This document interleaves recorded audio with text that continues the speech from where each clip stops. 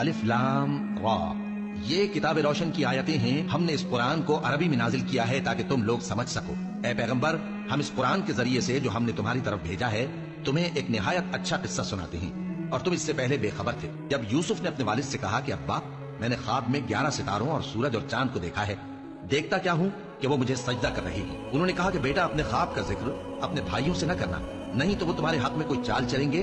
کچھ شک نہیں کہ شیطان انسان کا کھلا دشمن ہے، اور اسی طرح اللہ تمہیں برگزیدہ و ممتاز کرے گا اور خواب کی باتوں کی تعبیر کا علم سکھائے گا. اور جس طرح اس نے اپنی نعمت پہلے تمہارے دادا پر دادا ابراہیم اور اسحاق پر پوری کی تھی، اسی طرح تم پر اور اولاد یعقوب پر پوری کرے گا. بے شک تمہارا پروردگار سب کچھ جاننے والا ہے، حکمت والا ہے. ہاں، یوسف اور ان کے بھائیوں کے قصے میں پوچھنے والوں کے لیے بہت سی نشانیاں ہیں.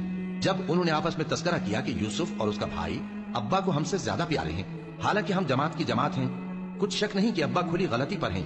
یوسف کو یا تو جان سے مار ڈالو یا کسی ملک میں پھینکاؤ، پھر ابا کی توجہ صرف تمہاری طرف ہو جائے گی، اور اس کے بعد تم نیک لوگوں میں ہو جاؤ گے. ان میں سے ایک کہنے والے نے کہا کہ یوسف کو جان سے نہ مارو، کسی اندھے کنویں میں ڈال دو کہ کوئی راہگیر اسے نکال کر کسی دوسرے ملک میں لے جائے گا.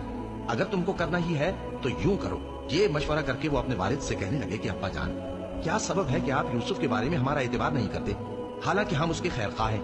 کل اسے ہمارے ساتھ بھیج دیجئے کہ خوب میوے کھائے اور کھیلے کودے، ہم اس کے نگہبان ہیں. انہوں نے کہا کہ یہ امر مجھے غمناک کیے دیتا ہے کہ تم اسے لے جاؤ، یعنی وہ مجھ سے جدا ہو جائے، اور مجھے یہ بھی خوف ہے کہ تم کھیل میں اس سے غافل ہو جاؤ اور اسے بھیڑیا کھا جائے. وہ کہنے لگے کہ اگر ہماری موجودگی میں کہ ہم ایک طاقتور جماعت ہیں اسے بھیڑیا کھا گیا تو ہم بڑے نقصان میں پڑ گئے.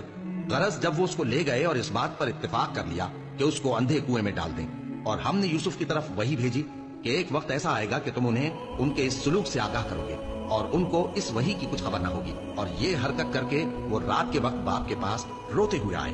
کہنے لگے کہ ابا جان، ہم تو دوڑنے اور ایک دوسرے سے آگے نکلنے میں مصروف ہو گئے اور یوسف کو اپنے اسباب کے پاس چھوڑ گئے تو اسے بھیڑیا کھا گیا، اور آپ ہماری بات کو وہ ہم سچ ہی کہتے ہیں باور نہیں کریں گے، اور ان کے کرتے پر جھوٹ موٹ کا لہو بھی لگا لائے. یعقوب نے کہا کہ یوں نہیں ہے، بلکہ تم اپنے دل سے یہ بات بنا لائے ہو. اچھا، صبر، کہ وہی خوب ہے، اور جو تم بیان کرتے ہو اس کے بارے میں اللہ ہی سے مدد چاہیے. اور اب اللہ کی شان دیکھو کہ اس کنویں کے قریب ایک قافلہ آوارد ہوا اور انہوں نے پانی کے لیے اپنا سقا بھیجا تو اس نے کنویں میں ڈول لٹکایا. یوسف اس سے لٹک گئے.